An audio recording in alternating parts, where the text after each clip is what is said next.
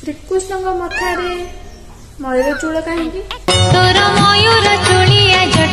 जदि आम श्रीकृष्ण शरीर को देखा से एक कला मेघ बादल परी जदि आम राधाराणी की देखा से तो बिजुली परी सुना रंग चमकी उठती आउ श्रीकृष्ण हस से तो वर्षा बिंदु परी जदि वर्षा अच्छी बादल अच्छी और बिजुली अच्छी तो इंद्रधनु तो रहा कथा ना जिते बेले श्रीकृष्ण मयूर चूल को धारण करती ताहा एक इंद्रधनु सदृश ही मन हुए। आउ किछि कथा अनुसार ऋषि काटायन श्रीकृष्ण नामकरण समय तांकर एक साप कामुड़ा जोग अच्छी बोली से वर्णना करथिले। तो उपदेश स्वरूप से माता यशोदा को हरिद्वार बल्लभ पर्वत मयूर चूल आणिकी श्रीकृष्ण मथारे धारण करने को कही।